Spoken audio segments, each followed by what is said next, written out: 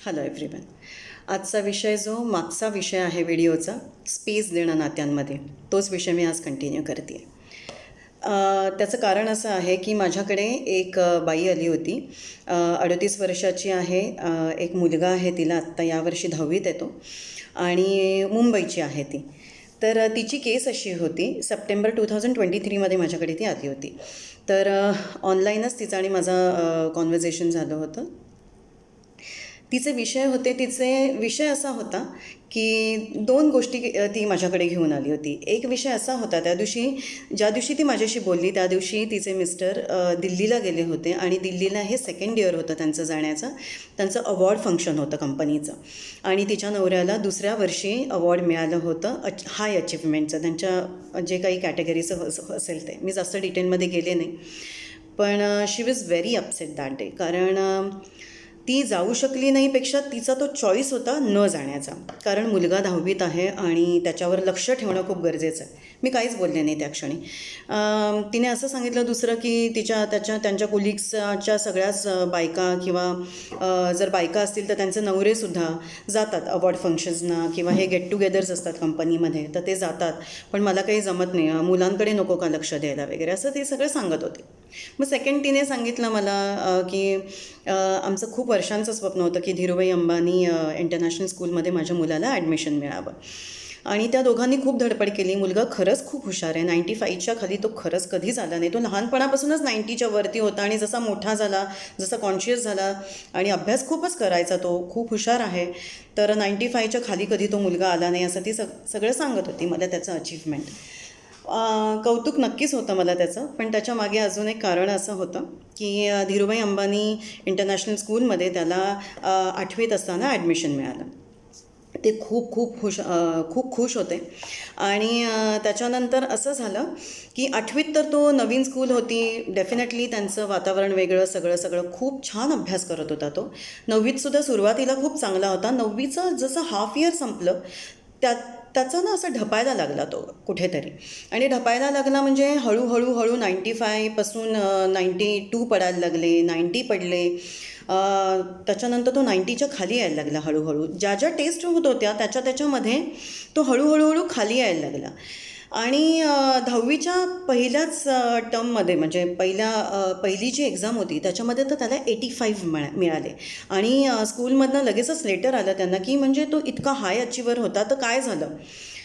तर आईवडिलांना आता टेन्शन आलं होतं. म्हणजे याचा मागे मला रिझन असं नंतर कळलं, त्यांच्याशी मी कंटिन्युअस बोलले त्या बाईशी. तर रिझन मला असं कळलं की जसा तो धीरूभाई अंबानी इंटरनॅशनल स्कूलमध्ये एंट्री त्याची झाली तेव्हापासून आई कम्प्लिटली मुलाकडे लक्ष देत होती. तिचं स्वतःकडे लक्ष नव्हतं, नवऱ्याकडे लक्ष नव्हतं. स्वयंपाक झाला ती त्याच्या रूममध्ये येऊन बसायची. म्हणजे मुलाच्या रूममध्येच ती दिवसभर असायची. तो मुलगा एकदा स्कूलमधनं आला की ती त्याच्याच रूममध्ये असायची. फक्त झोपायला काय ती तिच्या रूममध्ये जायची, अदरवाईज ती कम्प्लिटली मुलाच्या मागे असायची. तर मी तिला एकतर सगळ्या गोष्टी जाणून घेतल्यानंतर एकच सजेस्ट केलं की नात्यांमध्ये तुम्ही इनफ स्पेस ठेवत नाही, इनफ जागा ठेवत नाही, श्वास घ्यायलाही तुम्ही जागा ठेवत नाही, तर ती गुदमरणार नाती. आणि कुठेतरी त्याचा कॉन्फिडन्स लूज व्हायला लागला त्या मुलाचा. असं दिसत होतं सगळ्या गोष्टींवरनं, जे तिने एक्सप्लेन केलं त्याच्यावरनं. त्याचा कॉन्फिडन्स लूज होत होता, कारण तुम्ही विश्वास दाखवत नाही आहेत कुठेतरी त्या मुलावर आणि सतत जाऊन डोक्यावर बसताय. हातात मोबाईल का घेतला, नंतर जरा काहीतरी टी व्हीवर बघायला गेलं तर टी व्ही का बघितला. तुम्ही एक तर त्याच्या रूममध्ये टी व्ही लावून दिला, तो बघणारच. मग तो टी व्ही का बघितला. मग लॅपटॉपवर काही बघायला गेला, मग लॅपटॉपवर ही सिरीज का लावली किंवा खेळतोयस का. या सगळ्या गोष्टी ती डोक्यावर बसायला लागली त्याच्या. आणि कुठेतरी हळूहळू त्याच्या मानसिक किंवा इमोशनल इंटेलिजन्स म्हणतो ना, तो वापरत नाही आपण कुठेतरी. त्याच्या मनावर तो इतका परिणाम खोल झाला की त्याचा कॉन्फिडन्स लूज व्हायला लागला, त्याच्या अभ्यासातला इंटरेस्ट हळूहळू कमी व्हायला लागला आणि तो आता बॉदर करेनासा झाला आईला आणि वडिलांनाही. आता तो अभ्यास खूप कमी करायला लागला आणि तो आईशी भांडायचा की मी नाही करणार, मला कंटाळा आला आहे, असं वगैरे काहीतरी उलट उत्तरं द्यायला लागला. तो मुलाचा ते बिहेवियर पूर्णपणे चेंज झालं. आणि त्याच्याबरोबरीने ती मिस्टरांना जे अवॉर्ड फंक्शनला ती गेली नव्हती, तर त्याच्यावर मी तिला एक गोष्ट सांगितली की अवॉर्ड फंक्शनला उलट तुला जेव्हा चान्स होता की फॅमिलीजनं इन्व्हाइट केलं होतं, तू हा चान्स घ्यायला हवा. तर फक्त 2 दिवस त्याला सुट्टी घ्यायची होती, पण जर तू 2 वर्ष गेल्या वर्षी आणि यावर्षी मुलाला घेऊन गेली असतीस तर नॉट ओन्ली यू पण तुझ्या मुलाला सुद्धा कळलं असतं की तिथलं वातावरण काय असतं, आपले वडील किती कष्ट करतात, कसे अचीव करतात, तिथल्या गोष्टी सगळ्या अजून एक बघून इन्स्पिरेशनल गोष्टी असतात या. का नाही तू घेऊन गेलीस, उलट तू स्वतःही घरी बसलीस, तुला आज गिल्ट फील आहे की आज सगळ्यांच्या फॅमिलीज गेल्या आहेत, काही लोकांनी तर मुलांना घेऊन गेलेत ते, आणि तू इथे त्या मुलाच्या मागे बसलीस. आणि अपॉन दॅट की त्या मुलाला तो एक्सपिरियन्स मिळाला असता तर तोही एक्सपिरियन्स तुम्ही गमावलात तुमच्या हातातनं. तर या सगळ्या गोष्टींची मी त्याला जाणीव करून दिली आणि फक्त एकच गोष्ट सांगितली की याच्यापुढे कुठल्याही गोष्टी अशा मोठ्या गोष्टी अचीवमेंट कोणाच्या असतात घरातल्यांच्या, तेव्हा तुम्ही या गोष्टी मिस नाही केल्या गेल्या पाहिजे आणि तुम्ही सगळ्यांनी पार्टिसिपेट केलं पाहिजे रादर. ते त्या माणसासाठी सुद्धा खूप एक इन्स्पिरेशनल असतं की आणि एक पाठिंबा दिल्यासारखं असतं त्यांचं, म्हणजे एक सेलिब्रेशन असतं ते की माझं कुटुंब माझ्यासोबत आहे या गोष्टींसाठी, या सगळ्या सेलिब्रेशनमध्ये, या अचीवमेंटमध्ये. तर या एक गोष्टी आहेतच. आणि दुसरी गोष्ट मुलाची होती की स्पेस इनफ देणं त्याला गरजेचं होतं. त्याच्याऐवजी तिला सांगितलं की त्याला विचार की तुला कुठे अडचण असेल तर आम्हाला नक्की येऊन बोल, तुम्ही त्याच्याशी हेल्दी कॉन्व्हर्सेशनमध्ये या, मोडमध्ये या की तुला काही गरज असेल तर आम्हाला सांग, तुला कुठे काही ट्युशन हवी आहे किंवा कुठल्या टीचर किंवा कुठल्या सब्जेक्टमध्ये तुला कमी जास्त मदत हवी असेल आणि आम्ही दोघं करू शकलो तर आम्ही शिकवू शकलो तर आम्ही शिकवू, नाही तर ट्युशन लावू आपण, किंवा त्या सब्जेक्टपुरती तुला त्या टॉपिकपुरती तुला काही मदत हवी असेल तर ती मदतसुद्धा आम्ही देऊ शकू तुला, पण बोल फक्त.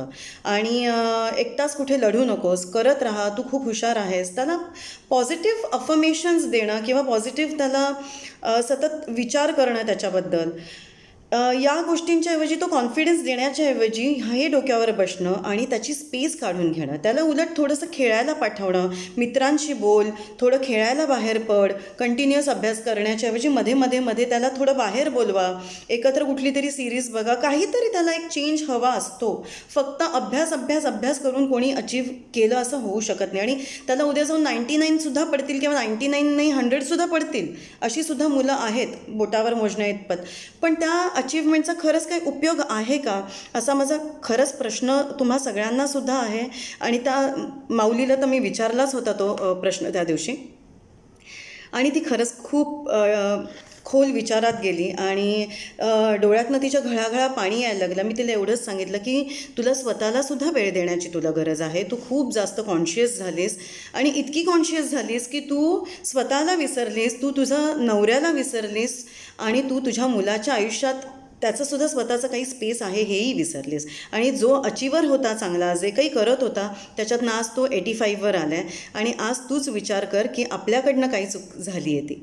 तर तिला खूप गोष्टी अजून काही डीप जाऊन सांगितल्या आणि तिचा नंतर मला फोन आला होता की आत्ता फ्यू डेज बॅक आला होता फोन, आणि त्या दिवशीच मी स्पेसबद्दल, नात्यांच्या स्पेस कशी द्यायला हवी याबद्दल मी सोमवारी बोलले होते.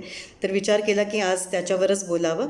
तर तिने मला सांगितलं आता तो अभ्यास करतो आहे, मी जास्त त्याच्या रूममध्ये बसत नाही आणि मिस्टरांशी सुद्धा मी आता बोलते, मी त्यांनाही खरंच वेळ देत नव्हते. ह्या 2-3 वर्षांमध्ये माझं खरंच दुर्लक्ष झालं होतं सगळ्याच गोष्टींकडे, माझ्या स्वतःच्या तब्येतीकडे दुर्लक्ष झालं होतं, मला थायरॉईड डिटेक्ट झालं होतं या पिरियडमध्ये. हे सगळं डिप्रेशनचं आणि म्हणतो ना हस्तक्षेप करणं सगळ्यांच्या आयुष्यामध्ये, आणि आपल्याला स्वतःला असं वाटत असतं की मी नाही केलं तर मग कोण करणार. तर हे पहिलं डोक्यातनं काढलं पाहिजे. प्रत्येकाला प्रत्येकाची जबाबदारी असते. लांबून थोड्याशा गोष्टी आधी ऑब्झर्व करायला शिका आणि लांबून मदत करायला शिका. प्रत्येकाला देवानी तितकी कपॅसिटी दिलेली असते, तेवढी ताकद दिलेली असते आणि प्रत्येकजण वेगळ्या वेगळ्या क्षेत्रांमध्ये हुशार असतं, एकाच क्षेत्रामध्ये हुशार कोणी नसतं. तर बऱ्याच गोष्टी तिच्याशी गप्पा झाल्यानंतर आत्ता परवा ती खूप सेटल डाऊन होती. मुलगा आता अभ्यास करतो आहे, ती फार जास्त हस्तक्षेप करत नाही आणि सगळ्या गोष्टी तिने मला अपडेट केल्या. तर मला असं वाटतं की खरंच नात्यांमध्ये नाती गुदमरण्याच्या आधी, नाती खूप दुखावली जाण्याच्या आधी आणि दुरावण्याच्या आधी किंवा तुटण्याच्या आधी आपण इनफ स्पेस देणं एकमेकांना गरजेचं असतं.